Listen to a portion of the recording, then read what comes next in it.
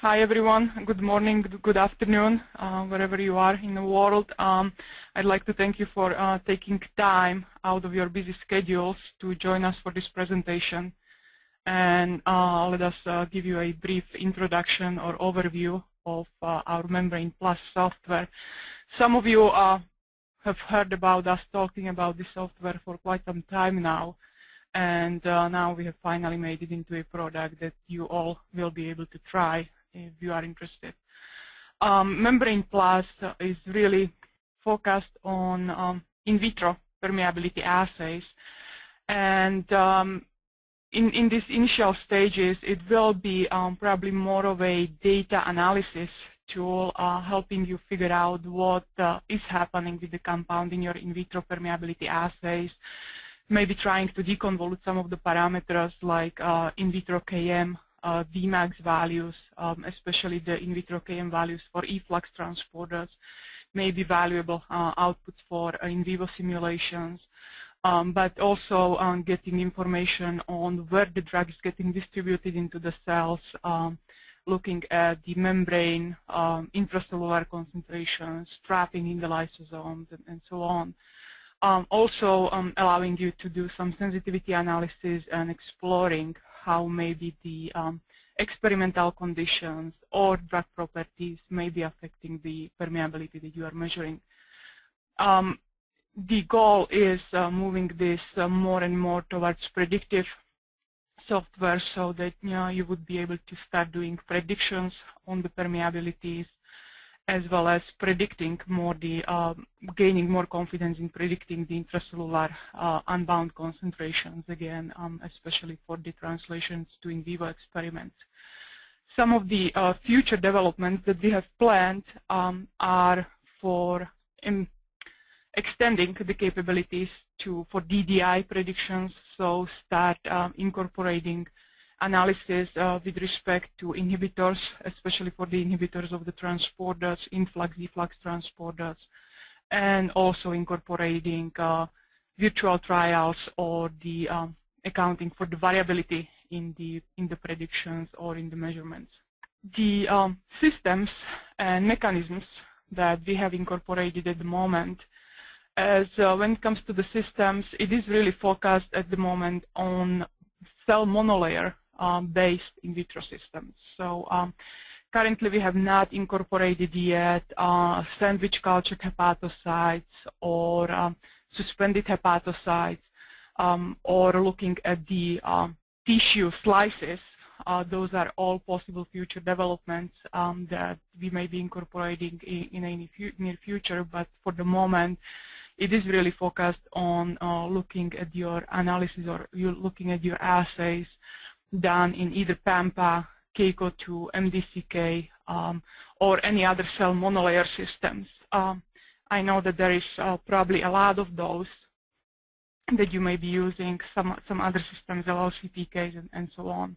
And we have built in some basic parameters for these assays being set up in different types of plates, 12, 24, 96 wells plates. So you do have already built in variety of different conditions helping with the calibrating your own system. As for the processes that we are incorporating, the processes that the drug undergoes within these permeability assays, we really try to incorporate all of the most important or specific processes that may be affecting the drug permeability or drug distribution in this whole system. Perhaps better this will be discussed on the graphics. So if we look at the drug moving from the apical, the graphics here is going in the direction from apical to basolateral side, but of course the same would apply in the reverse direction. So we have a diffusion of the drug through the media in the dosing compartment, followed by the drug getting through the cells, and here, of course, we are accounting for the passive diffusion through the cell membrane. So we have models accounting for the drug entering and exiting the cell membrane. And you have also an option to incorporate the transporters, uptake or efflux transporters on the apical side. The drug that makes it inside the cell, we are accounting for possible trapping in the lysosomes. This is a topic that has been discussed a lot recently, especially in the with respect to drug distribution and lysosomal trapping. So again, it's a process that you are able to explore a little bit better with this software. We have an option to account for possible metabolism of the drug inside the cells, depending on what kind of cell system you are using. You may have metabolism by some of the enzymes, so you can account for that process as well. Of course, the drug needs to exit on the other side of the cell, so again, we have the diffusion through the membranes or the effect of transporters, again, getting the drug to the other side, or influx, efflux transporters on the basolateral side. In addition to drug crossing the membrane through the cells and possibly being subjected to all of these mechanisms, it can also proceed via paracellular pathway in between the cells. So this is incorporated as a process that you can account for. And additional process accounting for the filter permeability. Again, as the drug gets either through the cells or between the cells on the basolateral side, it faces one more possible barrier, and that is going through the filter or going through the pores of the filter. And of course, we have then diffusion through the unstirred water layer on the basolateral side and getting into the bulk solution. In addition to these basic processes, we are accounting for possible protein binding in the apical or basolateral media. If you are running assay with adding albumin or protein into your media, maybe to prevent excessive binding to the cell, to the plate, or keep drug a little bit more in solution, or maybe accounting for more physiological conditions, trying to have protein binding on the basolateral side. These processes are accounted for in the system as well. And speaking of binding to plastic, we do have also additional processes to account for this kind of non-specific loss of the compound from the system, either by binding to plastic or any other losses that would be affecting your measured permeability or measured concentrations on apical and basolateral side that you can account for. And we also account for possible evaporation of the compound from the apical side. So let's look a little bit more closely at some of these processes to give you a better overview, better feel for what is going on in the background or how we are dealing with these individual processes. Starting with the diffusion of the drug through the apical and basolateral media. And here, of course, the basic parameter for the compound would be a diffusion coefficient, but the important aspect is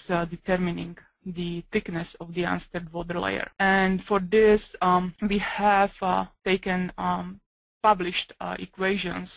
Nielsen back in 2004 published a nice summary of several different models relating this unstirred water layer thickness to the stirring or shaking rate. And based on this, we selected one of these equations to be used within the program. So as you are entering the shaking rate for your experiment, the program automatically calculates this unstirred water layer or diffusion layer thickness to be used as a additional barrier to the permeability of the compound. Once the drug makes it through the unstirred water layer, we have the passive diffusion through the membrane on both apical and basolateral side. And for this, we actually have several different ways of accounting for the drug getting into the membrane and getting out of the membrane. The default model is a structure-based model which was trained on 44 Keiko-2 experiments, which were provided to us by absorption systems.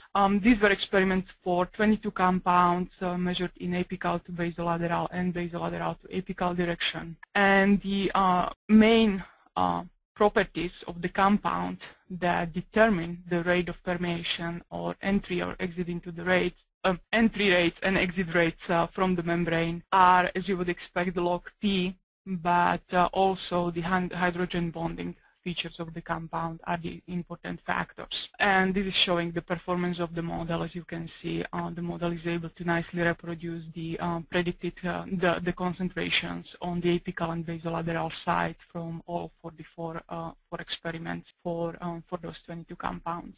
Some of you may be familiar with the published model, which was published back in 70s by Kubini, suggesting the relationship between the rates of entry and exit from the membrane, dependent on the partition coefficient, could be octanol water, or in our case, the membrane water partition coefficient, which we are calculating from the octanol water partition coefficient.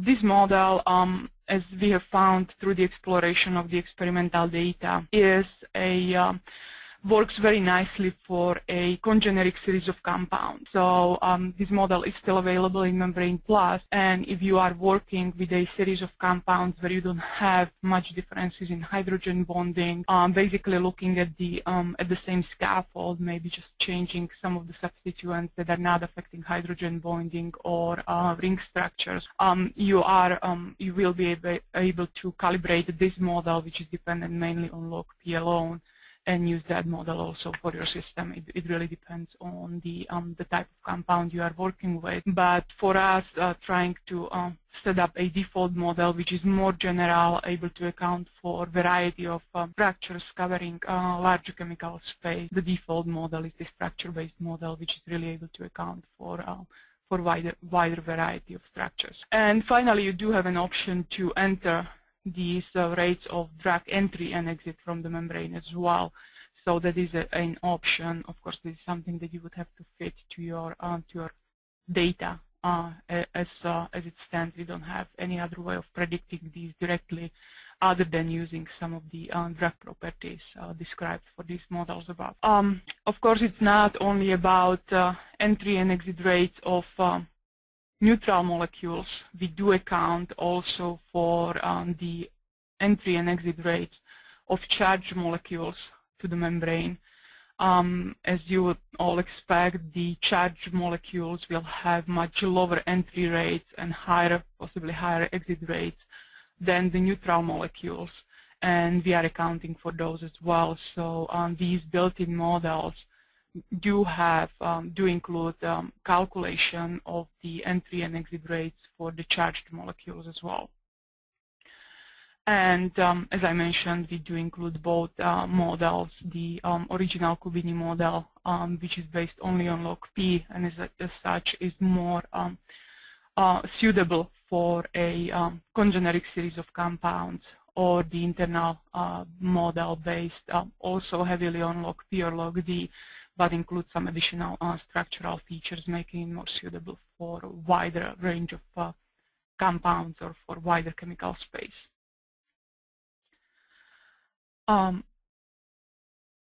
For paracellular passive diffusion or filter permeability, we are using the published equations. Again, these equations, you may know this equation heavily from accounting for paracellular permeability.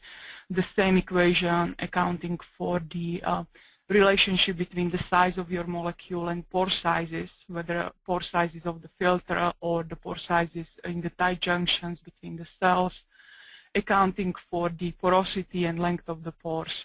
We are calculating the permeability of either the filter or paracellular permeability. The same type of equation would apply. And the total effective paracellular permeability is then calculated by accounting for both the paracellular permeability as well as permeability of the filter.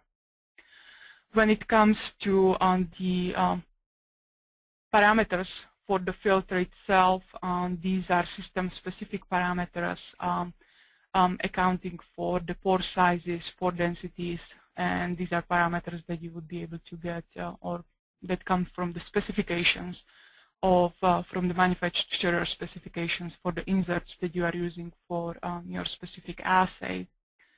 For the paracellular permeability, we do include two types of models, especially when it comes to accounting for size of the molecule. For those of you who are familiar with GastroPlus, you know that we have two models incorporated. One is the adson model, which assumes the molecule, every molecule is a simple sphere, and the radius could be calculated simply from the molecular weight of the compound. The more detailed model is a Jimin model, which accounts also for shape of the molecule.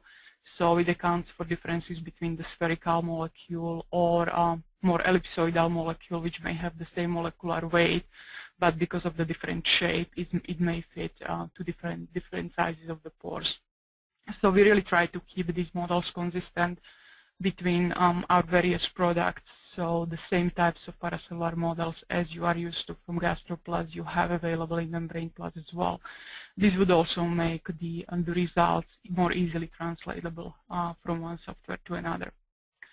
When it comes to physiological or system parameters to account for paracellular permeability, these again include the pore radius and porosity and the length of the pores, and also potential electrical potential gradient, important especially for permeability of charged molecules. We did incorporate default parameters based on the data reported in literature, mainly based on the Adson's papers, but these are parameters that you really should be modifying based on your systems. As you know, depending on the culture conditions, type of the cells that you are using, time of the culture, that all of those could contribute to quite different conditions for the paracellular permeability in terms of the tight junctions, pore radii, porosities, and so on. So this is a set of physiological parameters that you should be calibrating for your own cell culture setup, and the way to calibrate them is running paracellular markers. And we do have a feature for calculating or back calculating the pore radius and porosity from mannitol very easily. If you have measured mannitol, you can enter the permeability into the program, and a simple double-click feature allows you to estimate that pore radius for your specific cell assay setup. If you incorporate also some of the charged paracellular markers, then you can use the full optimization model to fit all of these parameters and have the paracellular pathway calibrated for your specific cell assay, for your specific culture conditions and the assay setup. For transporters and possible metabolism inside of the cells, as you would expect, we are using the mechanism kinetics, utilizing unbound concentrations, the relevant unbound concentrations, either unbound concentrations in buffer for the influx transporters, and utilizing the unbound intracellular concentrations for efflux transporters and for metabolism inside of the cells. The units are maybe a bit unusual. This is still, especially for the Vmax, this is still a consequence of some of the conversion factors or unknown characterization of the system itself. But we do provide a unit converter which allows you to convert the KM Vmax units into the different types of units that makes it easier for, let's say, translating into GastroPlus. For those of you who know GastroPlus, you know KM value is required in milligrams per second. So we did incorporate this nice converter that allows you to output units in or these values in units that are more common or can be easily translated into different software. For lysosomal trapping, this may be one of the more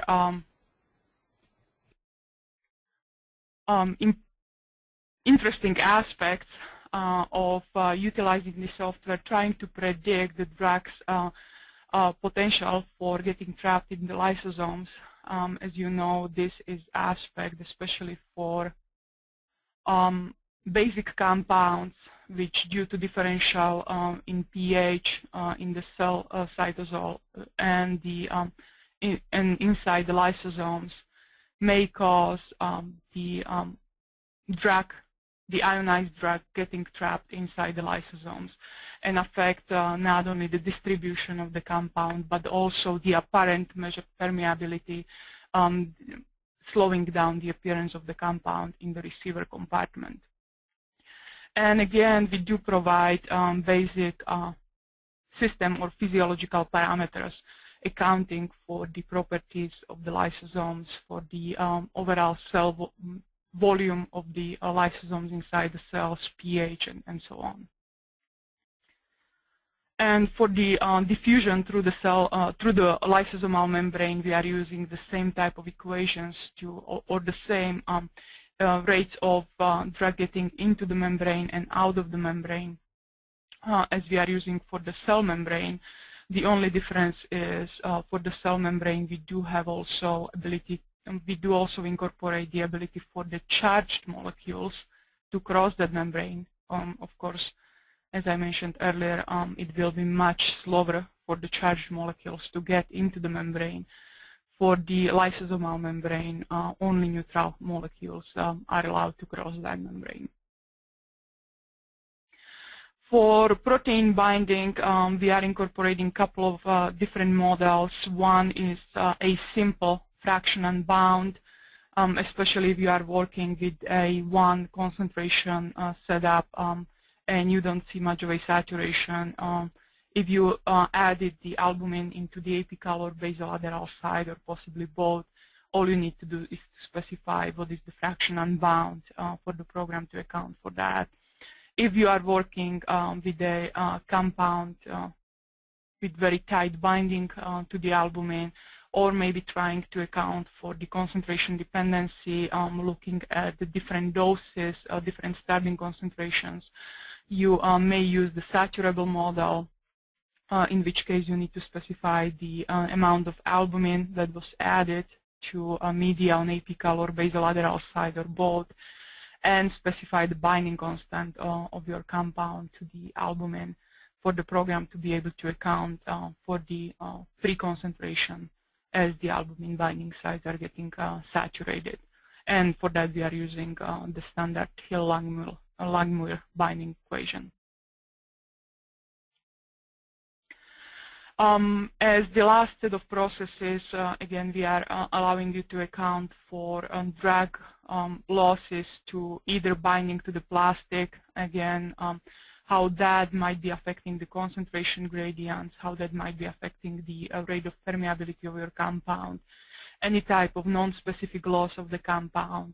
Maybe you, from the mass balance, you have figured out that the compound is not stable or is getting lost from the system. You just have not figured out the mechanism yet completely, but want to be able to account for that.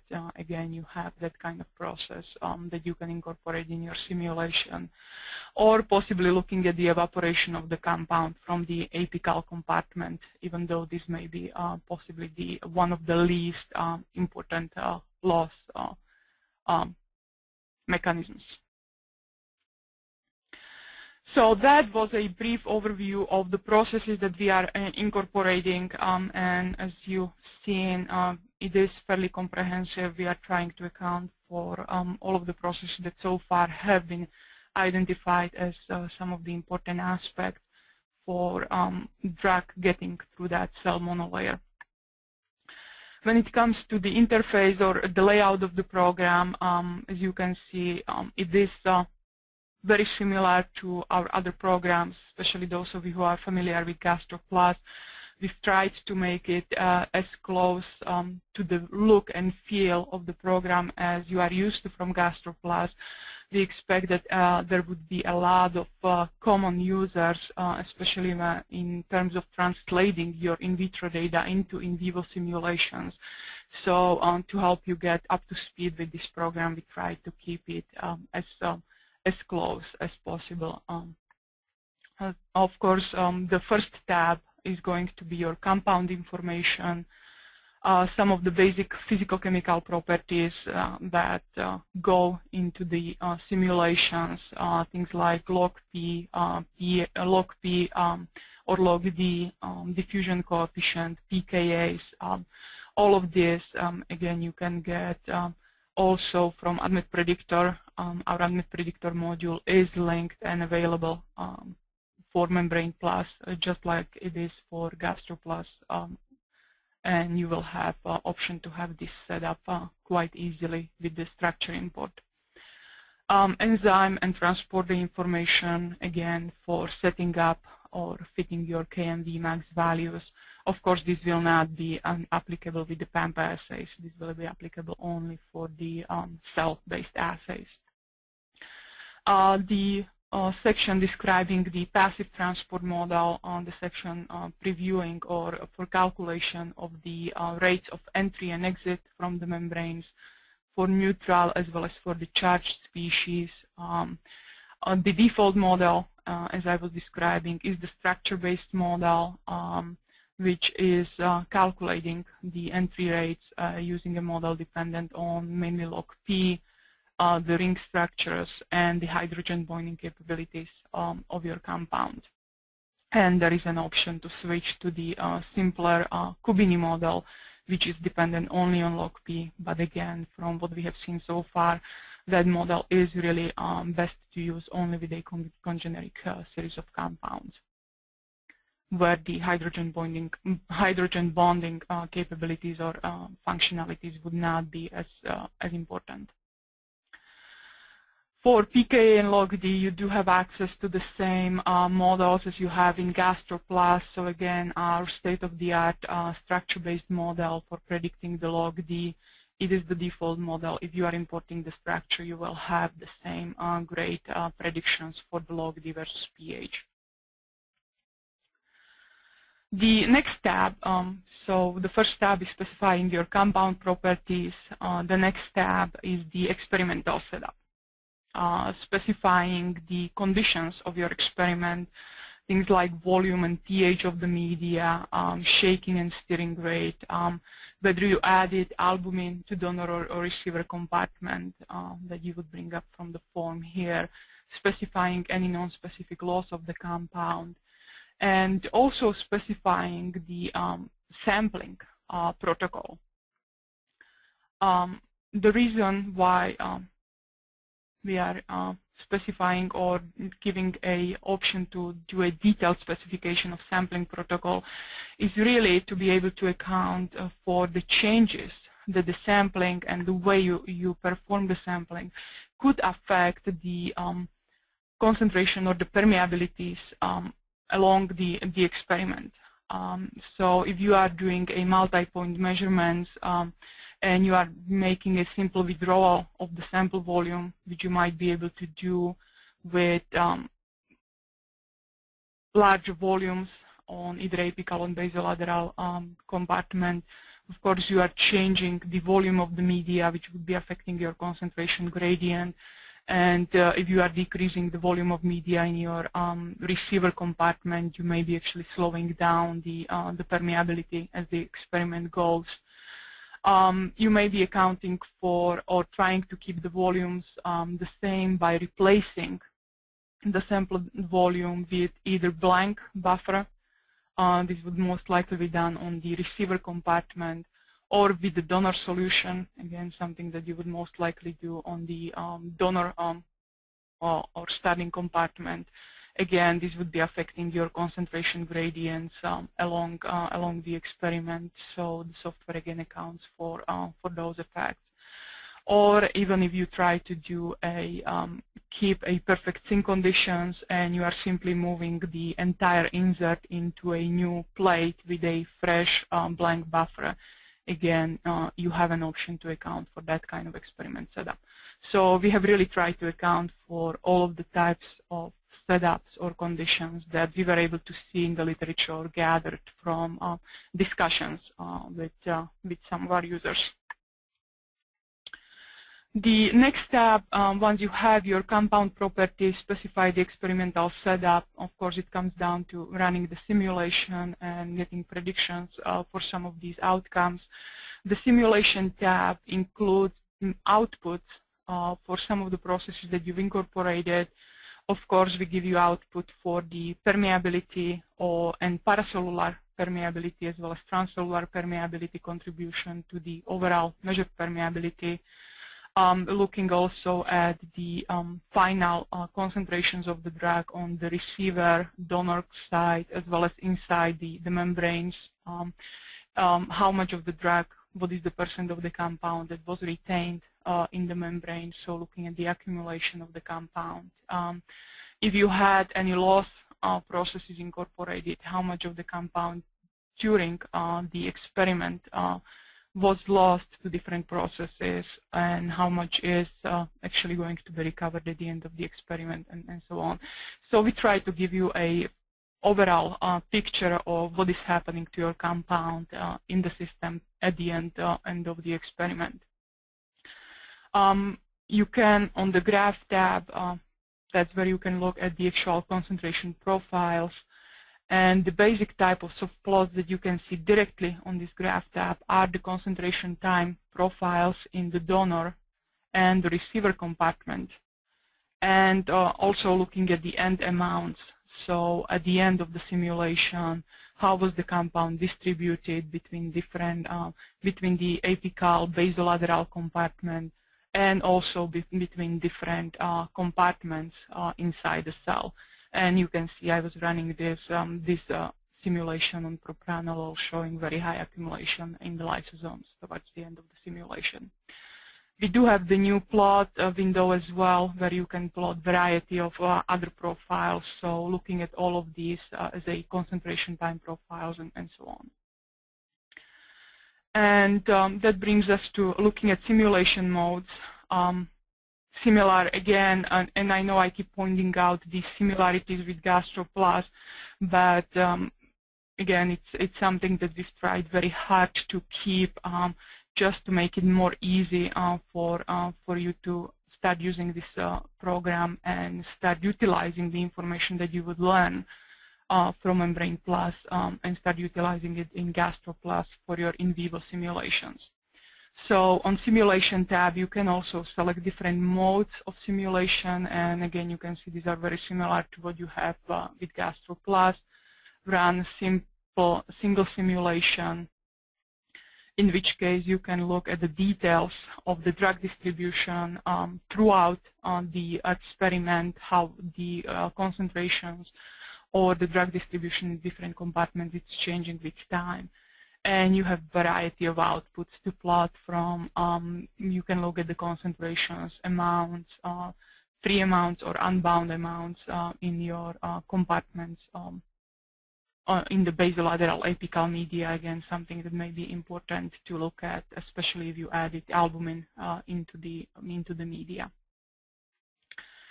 The batch simulation is something that may be useful for initial screening of the compounds. If you just use the default model, it should be applicable across a variety of structures.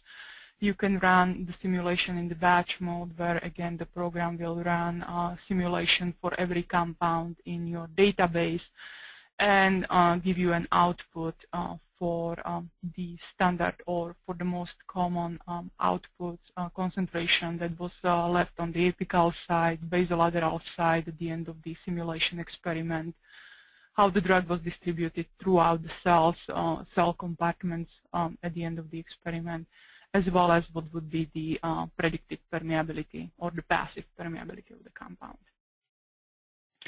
Sensitivity analysis, very powerful tool and frequently utilized with our other softwares, is expected to be one of the heavily utilized modes with the MembranePlus as well, especially in terms of trying to explore how experimental conditions may be affecting the outcome, how drug properties may be affecting the outcome, how the permeability may be sensitive to different drug properties, and so on.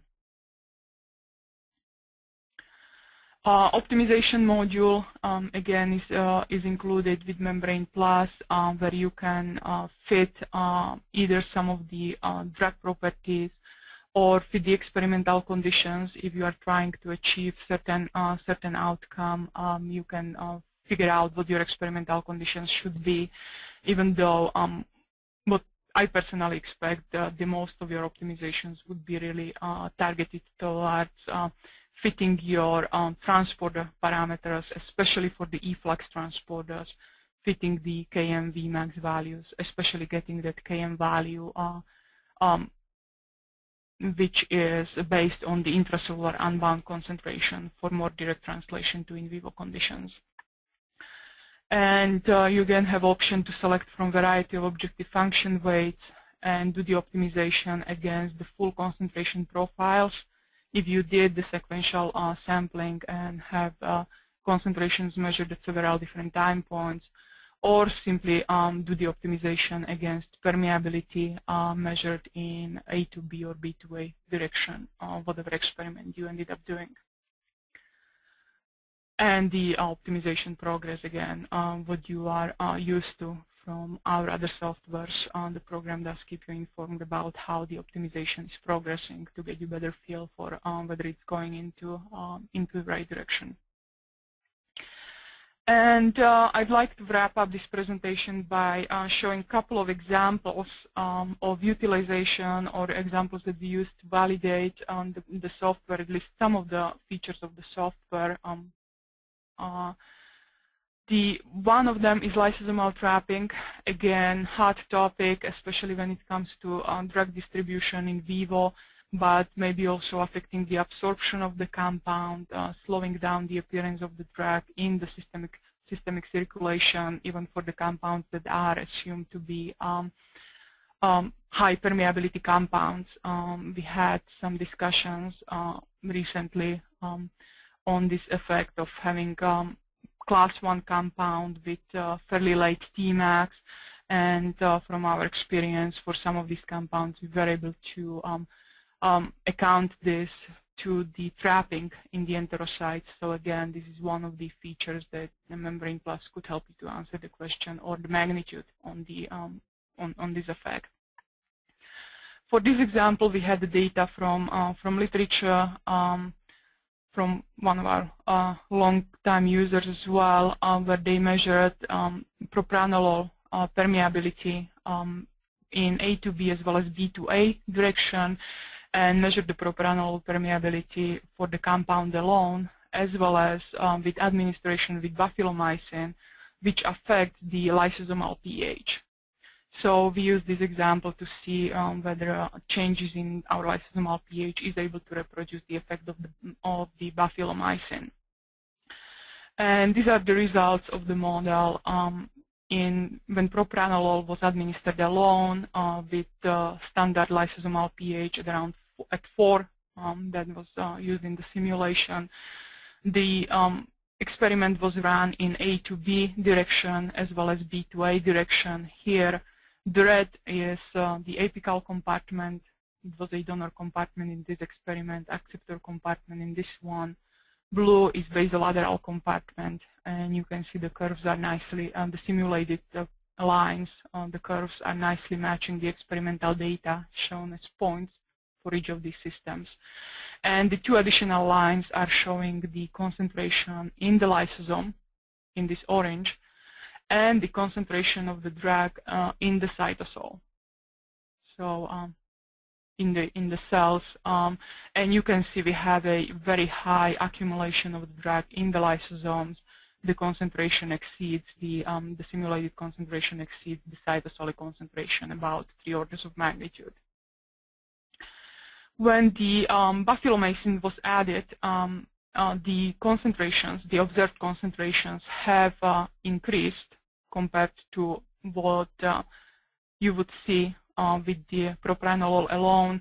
In this case, the simulations are still using the lysosomal pH 4. You still see that high accumulation in the lysosomes, which is causing that slower appearance on the in the receiver compartment because the drug is getting stuck in the cells too much. but once we adjusted the lysosomal pH to account for the effect of bafilomycin, you can see a very nice match to the both apical and basolateral compartment, and this is due to a much lower accumulation of propranolol in the lysosomes, and we have maybe 1.5 or 2 orders of magnitude difference between the cytosolic and the lysosomal concentration now. So where you could be using this in more of a predictive manner, I showed here examples of 3 compounds, which I try to pick a clear-cut cases for the base when you compare the propranolol, very high accumulation. The concentration in the lysosomes exceeds the concentration in the cytosol about 3-fold. Moving to a neutral compound, is not going to care about the differences in pHs between the cytosol and lysosome, so the concentrations are perfectly overlaid. You can see the orange curve is right behind the light blue curve or the cyan curve showing the cytosolic concentration. And as we are moving to acidic compound, the lysosomal concentration will actually be below the concentration in the cytosol, because we have now more ionization of the compound in the cytosolic pH versus the lysosomal pH. So doing these basic simulations can already give you information, even if we stick with just the bases and looking at bases of different pKa's, it can already start giving you information about the magnitude of the accumulation in lysosomes, and see whether this is something that you should worry about when going into the in vivo simulation. The second example is focused on transporter effects, and one of the big aspects would be getting the Km based on the intracellular unbound concentrations. For this example, we used a digoxin as prototypical PGP substrate and used published data that we found in this Troutman paper, where they measured permeabilities in A to B direction, shown in these blue circles, and the B to A direction, the blue triangles, for a variety of donor concentrations, donor digoxin concentrations. This data set showed nice nonlinear dependency in both sets of data, so we were able to use it to fit the Km value, and especially very interested in obtaining the unbound intracellular Km. So we used this data set to fit both Km and Vmax, and we further used the fitted Km to predict the concentration time profiles from another experiment. This was an experiment that we had measured, and you can see here concentration time profiles in both donor and acceptor compartments for experiments, for 5 experiments with concentrations ranging from 5 to 300 micromolar. All of these were done in A to B direction, and using the Km as obtained by fitting to the Troutman data and adjusting Vmax to account for possible differences in PGP expression levels. Since these measurements were done in different experiment and different system than the data that we used to fit the Km and Vmax values, it is possible that the PGP expression levels would be different and the Vmax would need to be adjusted. But the Km was used exactly as fitted to the previous data set, and as you can see, it was able to nicely reproduce the both donor as well as acceptor concentrations for all of these 5 different doses of digoxin, and it also nicely reproduced the nonlinear dose dependency of the measured apparent permeability as shown in this plot down here. So as the apparent permeability, the apparent measured permeability was increasing as the PGP was getting saturated with increasing dose. So these were just 2 examples showcasing at least some of the capabilities of the program. We selected 2 of the examples focusing on lysosomal trapping and the transporter effect, especially obtaining the efflux transporter parameters, which are kind of hot topics in the community these days. But of course, the program has a lot more capabilities. To give the credit where the credit is due, this work was done. There was by mainly simulation technologies team, and especially two of our brilliant scientists, Jim Mullin and Kay Zito, who put a lot of work into development of this software over the past 2 or 3 years, managed to bring it to the market. Mike Bolger, many of you know, probably all of you know, our chief scientist, is driving scientific development of many of our products.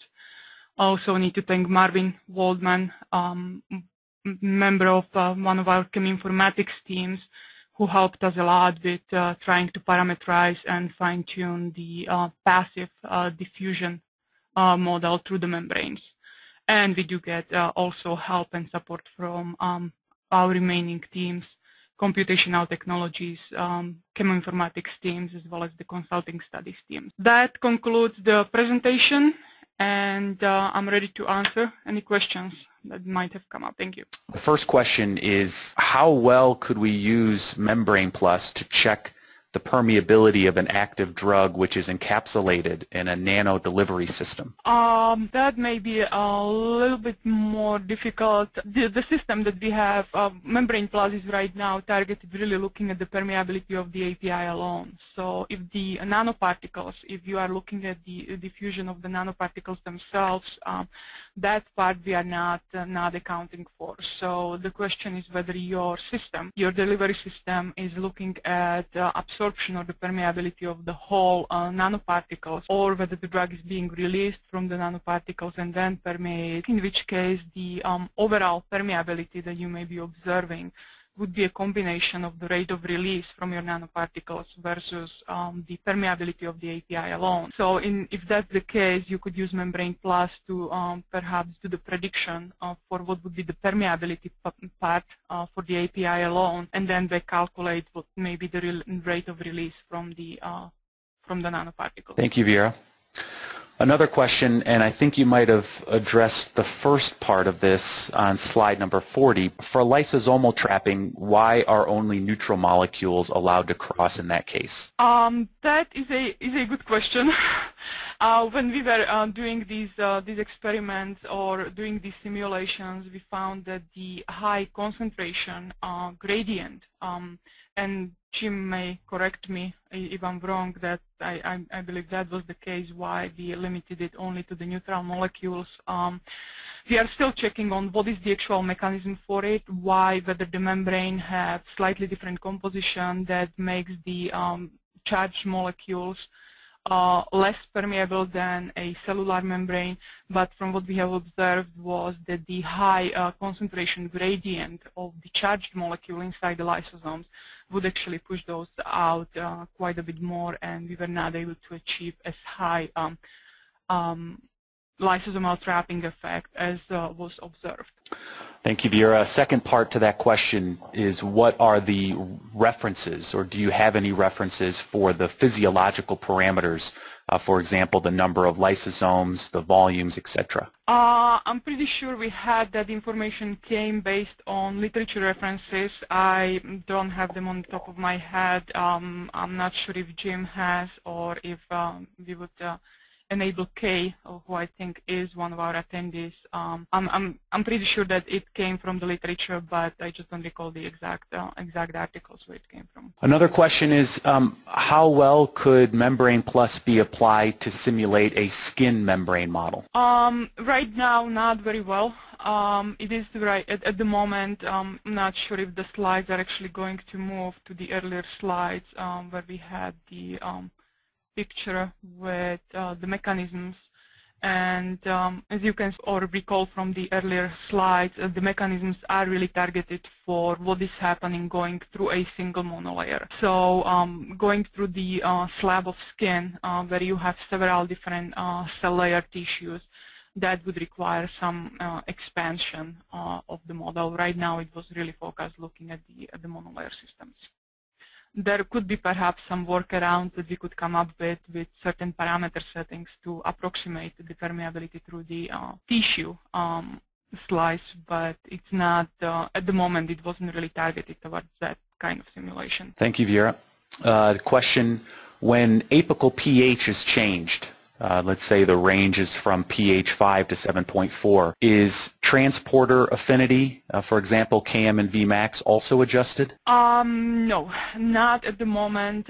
We have seen some reports where transporters are showing, or we know that some transporters are showing different activity at different pHs.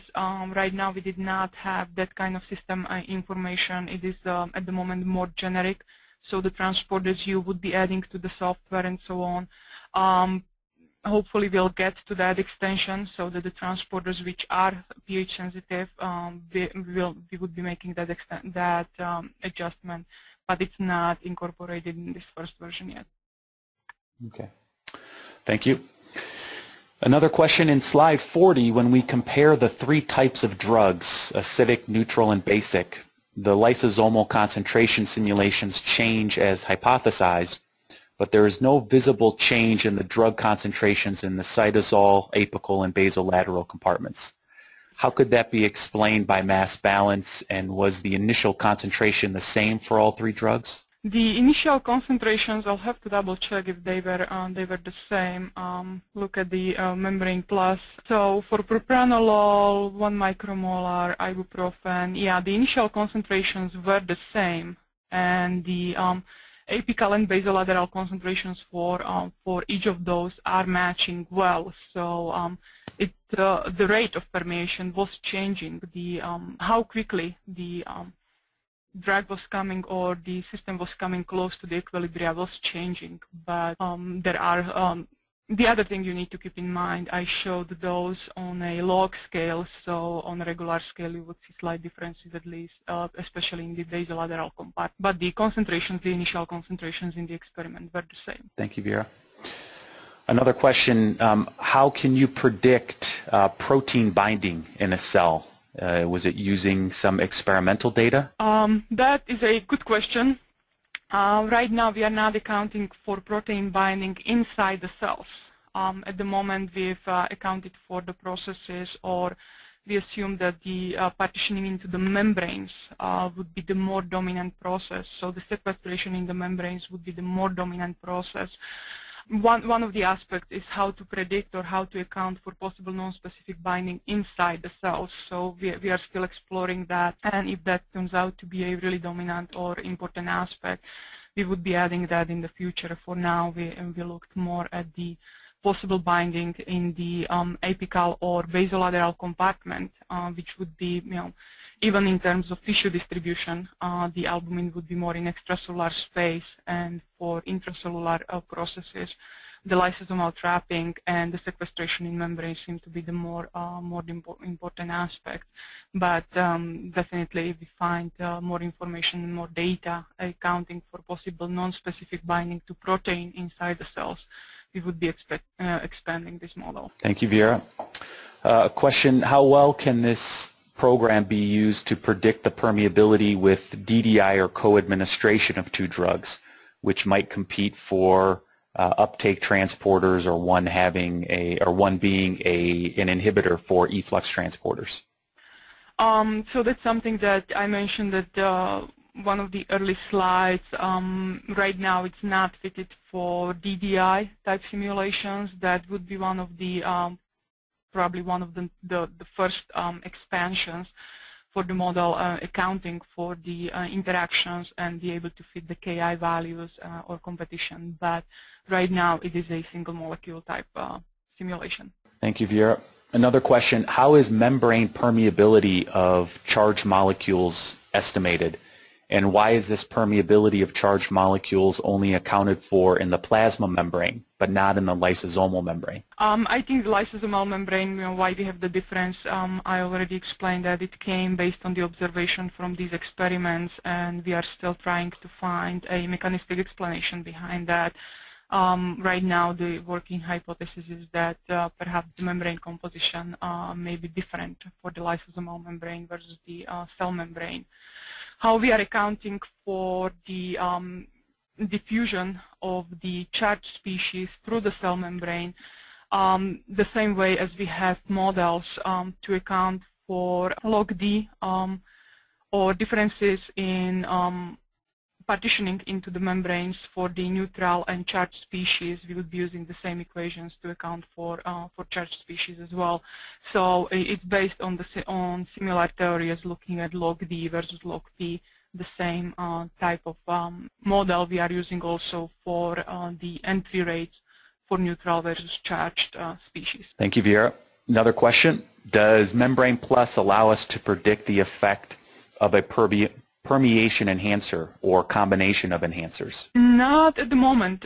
We have not incorporated the effects of the permeation enhancers. It is definitely a good question, and if you have any experience, whoever posted that question, we'd be happy to talk to you more in the details to see if we can incorporate those effects into the model. Thank you, Viera. Another question: some basic drugs are phospholipid bound rather than lysosomally trapped. Can we account for such cases? Phospholipid binding, right now, that would be accounted within that rates of getting in and out of the membranes. So being trapped in the membranes, the calibration set that we used to account or for our model to account for the rates of getting in and out of the membrane included a variety of compounds, including basic compounds, but I would have to go back and see if it included compounds that have the significant binding to acidic phospholipids rather than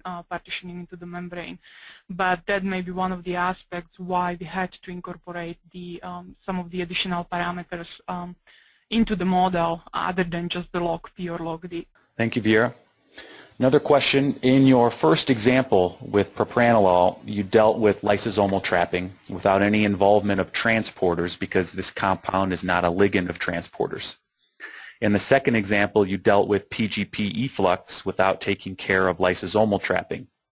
How would you deal with a compound taking into account both mechanisms, lysosomal trapping and transporter involvement? Well, you can incorporate both into the system. The lysosomal trapping, for that one, we really did not fit any additional parameters.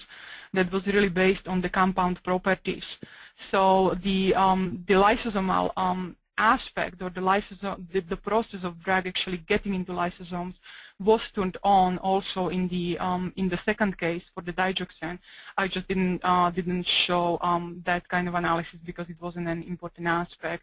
But you can include all of these processes in the model, and the lysosomal trapping being mainly the aspect of the pH differences would be accounted for automatically by the drug properties, so you would still fit only the transporter parameters. Thank you, Viera. Another question: does MembranePlus also take into account uptake transporters? Yes, of course. You can account for uptake or efflux transporters on either apical or basolateral membrane. Again, what we've provided was a tool where you can incorporate all of these processes, and when it comes to transporters, it's just a matter of what kind of system you are using and what compound you are working with, which transporters may be effective. You can incorporate any transporters in the system. Thank you, Viera. Another question: we sometimes observe non-unity efflux ratios for passively fluxing compounds like mannitol, presumably due to some experimental artifact. Does MembranePlus ever show a similar trend? One of the aspects, actually, I'm not sure if we've explored this in the detail. Maybe Kay or Jim would have to chime in on this one if we had enough data to actually explore that kind of differences. But one of the aspects that I'm not sure if my slides are moving, if you guys can see anything where I'm trying to go to here. No, it's still frozen.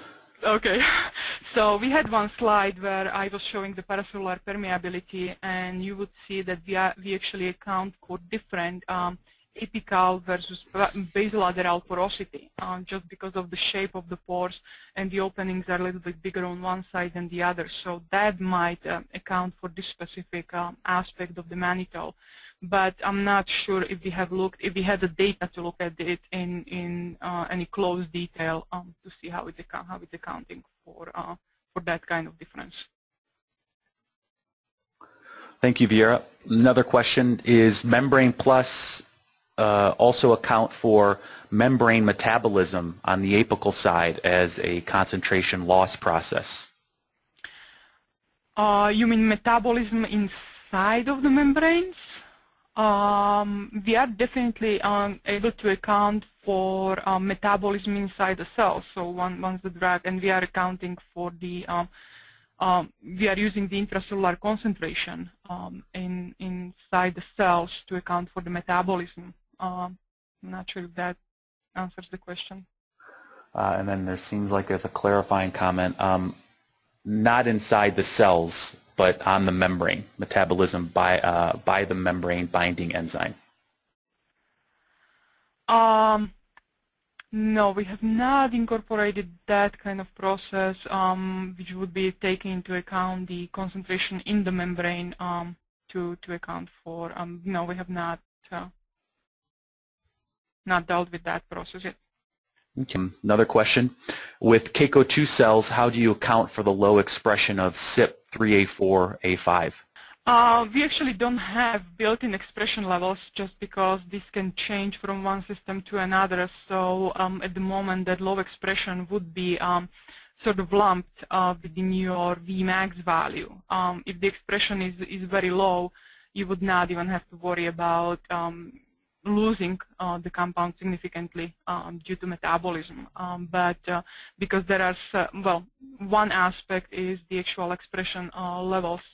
The quantitative information we were not able to find for individual enzymes or transporters, but those will be also, again, highly dependent on the type of system that you are using and so on. So that may need to be more of a user type specification. And actually, I do see our friend Greg Knipp with his hand raised, and what I'm going to do is unmute him because he's writing in some comments. It might be easier for him to express verbally some of his thoughts. My mic is terrible. Sorry. That's okay. Just quickly, the thing that I would wonder about too is if you have a low expression of CYP3A4, 3A5, which has been shown in a number of studies, then it may also influence PGP function as well as other efflux proteins involved in conjugates. And I also know that a lot of times you try to use butyrate to stimulate it. So making these assumptions, is there, are you really, I guess I'm really concerned, how do you account for some of these things? Because the butyrate will also change the cell function significantly. So, and that comes down to the comment that I made earlier. A lot of these system parameters, we can provide some defaults, but because your culture conditions, your addition or not addition of certain components will be heavily affecting some of these aspects. So we can provide some basic default values, but a lot of this physiological information would be dependent on the user.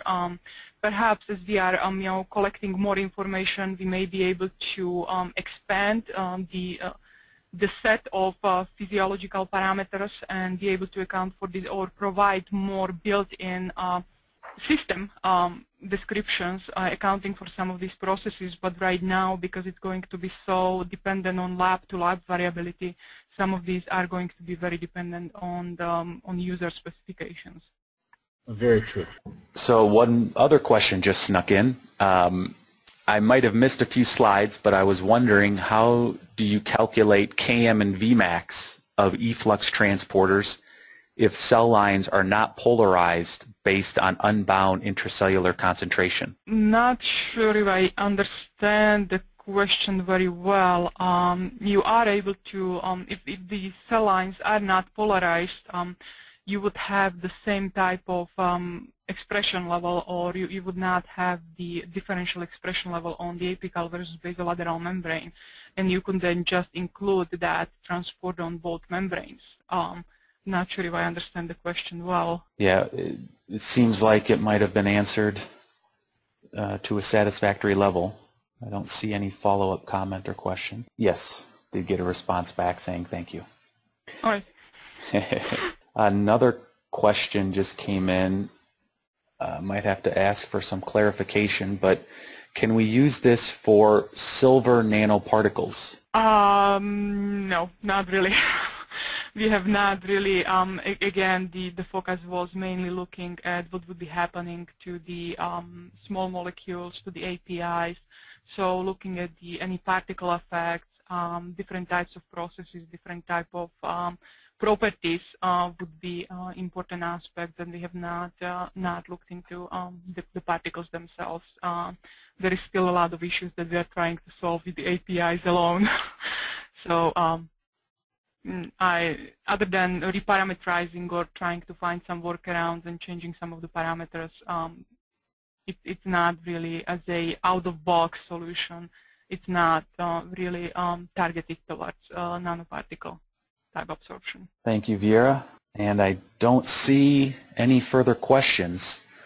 So once again, I really want to thank Viera for the very nice presentation and the excellent answers to the variety of questions that came in. That's going to conclude today's webinar. We will make the presentation slides available. Finally, we are happy to provide an evaluation license to MembranePlus or any of our software to allow you to test the programs with available data and identify firsthand how it can assist with your research activities.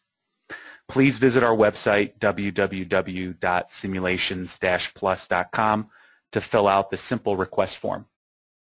Thanks again, everyone, for joining us, and have a wonderful day.